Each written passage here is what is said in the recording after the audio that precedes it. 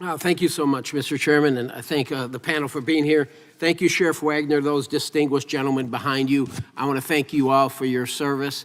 I'll give you a round of applause. Thank you for our county sheriffs. We need them. We need them. They're supported. You know, most of the crime, and I know Mr. Franklin or Major Franklin, you're talking about the distrust between the police and the communities they serve. Let's be honest with each other. You know where the distrust begins, right? It all starts in these large cities across America. I bet you if you ask one of those sheriffs, we had everyone come up here, they don't have a problem with trust between their agents or their deputies and the people they serve. It takes place in these large cities, the San Franciscos, the Chicagos. When you look at Chicago, and Ms. Walters talking about Chicago, you had Lori Lightweight there. I mean, her approval rating was in the toilet. What, a 22% approval rating? I think she was the first incumbent to lose re-elect. And why is it? Her policies. It was the sanctuary city policies. She was horrible, absolutely horrible. All the anti-police rhetoric. Would you agree with me that that's why Lori Lightweight is no longer the mayor in Chicago? Yes, and that's why Brandon Johnson has a 6% approval rating. You should consider running for mayor. I think you're great. Anyway, Sheriff Wagner, you know, I was a sheriff, Fort Bend County, large county. Everybody that got arrested into my jail, I had about 1,800 beds. When you got arrested, every morning, every name, any name, didn't matter who it was, would get sent to ICE. We'd send it to ICE in Houston. They would scrub that list, and they would then determine who a detainer gets placed on. I complied with every single detainer. Didn't matter if they said a detainer needs to be placed on this guy, and we kept our people safe. That's why I was a very popular sheriff and never had to worry about a re-election, because the people supported what we did.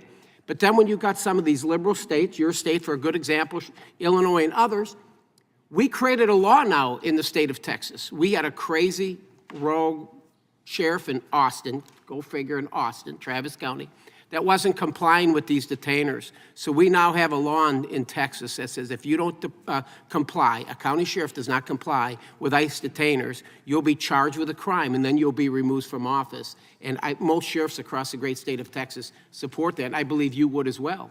Yeah, I would. Because it just keeps our people, safe. I want to thank you again too. In 2005, you know, I read your bio, you were awarded a Medal of Valor for one of your deputies that was shot by an illegal multiple times, I believe. That is correct. Yeah, so thank you for your service. You guys are fantastic. You know, you're being sued by your attorney general. I guess you're putting your community at risk. Did you know that? So if I can answer some of that, I know there's a lot going on, but the reality is this. You talked about the size of your agency and your jail. I have a 28-bed facility that's been closed for 3 years. We are not detaining on immigration status. We do share information through the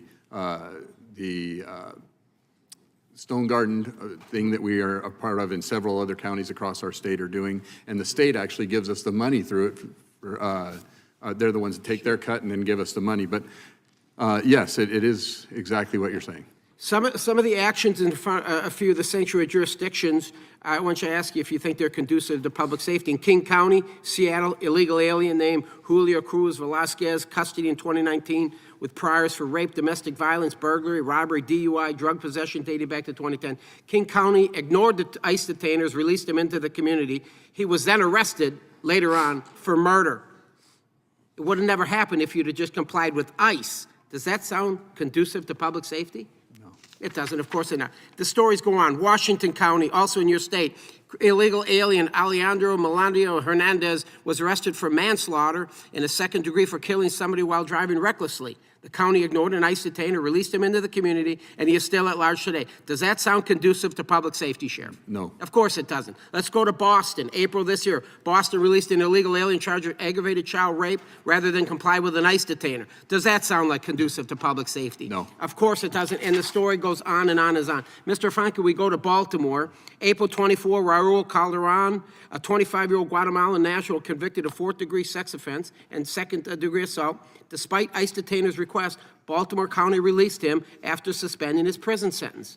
Then in 2024, another individual, 25 years old, convicted of molesting 2 family members, 9 and 10 years old. It just goes on and on and on. Now, Baltimore has problems. You got a lot of corruption in Baltimore. Again, when you look at these major cities, Baltimore, Chicago, everywhere, they're run by far-left liberal Democrats and by Soros-funded DAs.